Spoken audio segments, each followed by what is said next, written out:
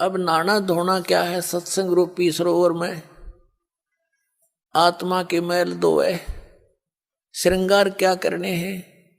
शील संतोष दया विवेक दान धर्म भक्ति सिमरन, ये विवेक से काम लेना, ये आपके श्रृंगार हैं भगत के। बुराइयों से दूर रहना, भक्ति करना, दान देना, तो ये इस तरह की जो सेवा, हाथ से सेवा करना, ये श्रृंगार है इस आत्मा के, जिससे परमात्मा को प्यारी लगेगी।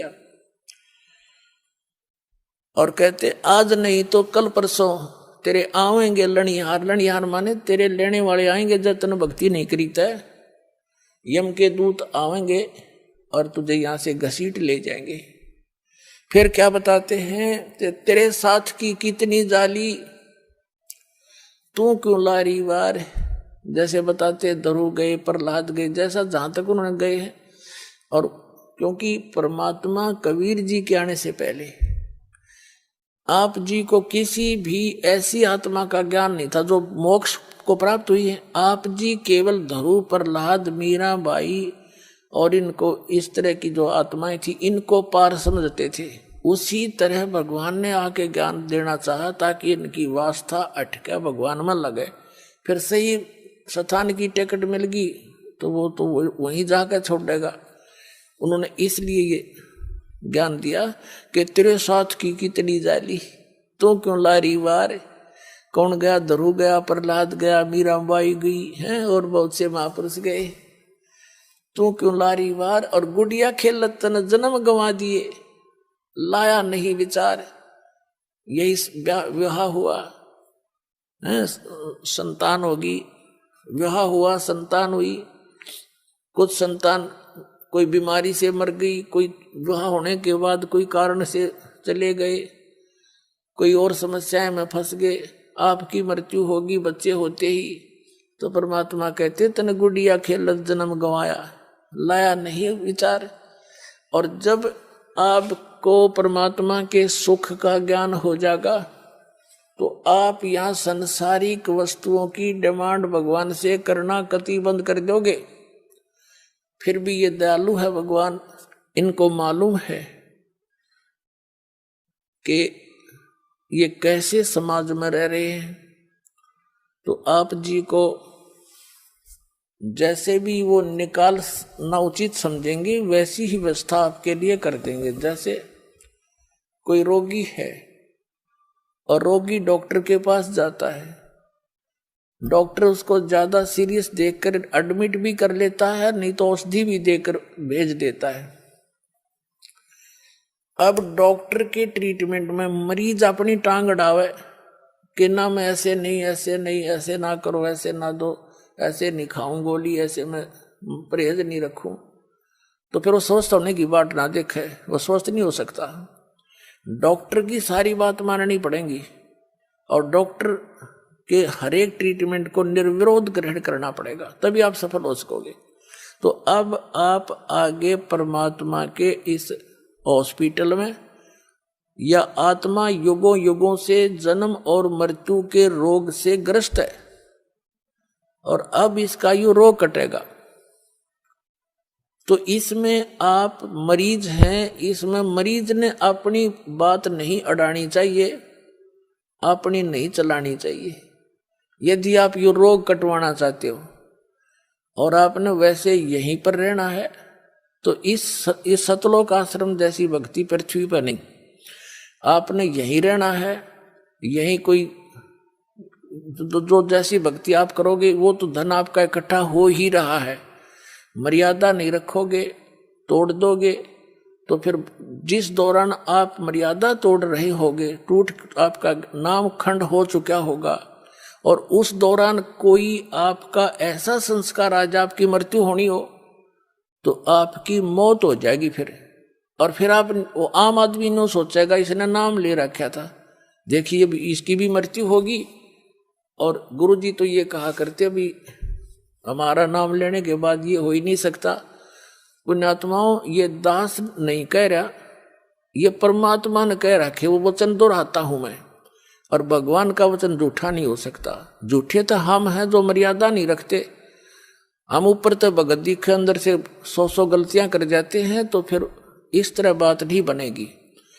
ऊपर और अंदर भक्तों ने बाहर और भीतर एक जैसा रहना पड़ेगा।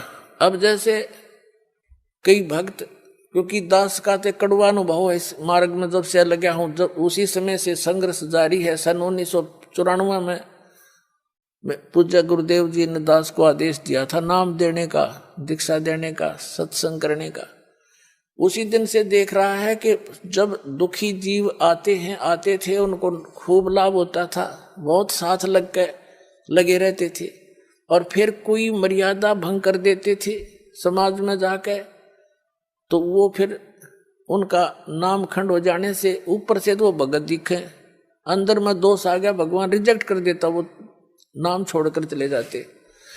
अब उन्होंने 2 वर्ष 3 वर्ष जो भक्ति की, सत भक्ति जो दास ने बता रखी, कबीर साहब ने बता रखी है, दास ने आपके तक पहुंचा रखी है। इस भक्ति के करने से आपको कितना लाभ होगा। जिसको सतनाम तो हम दे ही देते हैं 2-4 महीने के बाद। इस सतनाम की इतनी जबरदस्त कमाई है आपकी। क्या बताया है? सतनाम पालड़ रंग होरी हो, 14 लोक चढ़ावे राम रंग होरी हो, 3 लोक पासे अंग धरे रंग होरी हो, तो ना तुलाया राम रंग होरी हो। क्या बताया है? आदरणीय गरीबदास साहिब जी को परमात्मा सचखंड लेकर गए थे सतलोक में, वहां का सारा सुख दिखाया और फिर वापस छोड़ दिया था। उस प्यारी आत्मा ने आंखों देखा भगवान से प्राप्त ज्ञान को। क्या बताया कि जो सतनाम है 2 अक्षर का, एक जिसमें ओम, एक तत् सांकेतिक, दीक्षित को पता है दास से जो दीक्षा ले रखी है, इसका एक श्वास उश्वास से सिमरन है इसका। अब देखो ये कबीर पंथी नाम तो देते हैं, जैसे मधु परमहंस रांझड़ी आड़ा दुनिया ने मूर्ख बनाए बैठे, अपना जीवन नाश करे, रटबट करके मूर्ख बना रहा। नाम क्या देता? सतगुरु सतनाम। अरे कौन में हूँ। अरे कि ये जो कबीर पंथी दामा खेड़ा वाले उनसे निकली जितनी गदियां हैं, ये नाम देते हैं सत्सुकृत की रहनी रहो, अजर अमर गौ निज नाम, यही हंस का काम, आदि नाम, अजर नाम, अमर नाम। ये कोई नाम है? कबीर साहब क्या बोलते हैं? कहते हैं श्वास उश्वास में नाम जपो, श्वास उश्वास में नाम जपो, व्यर्था श्वास मत खो, ना जाने इस श्वास को हो आवण हो के न हो। कहता हूँ कई जात हूँ, कहूँ बजा के ढोले, श्वास जो खाली ही जात है, ये 3 लोक का बोले। श्वास उश्वास में नाम जपो, व्यर्था श्वास मत खो, ये श्वास का सिमरन है सतनाम का। और गरीबदास साहिब जी कहते हैं ये एक श्वास उश्वास का नाम मर्यादा में तुमने एक ले लिया, लेने तो दिन रात हैं, जब भी दाव लगे, जब सिमरन की बौछार कर दे, शुरुआत कर दे, तो कहते एक की कीमत बताते हैं आदरणीय गरीबदास साहिब जी।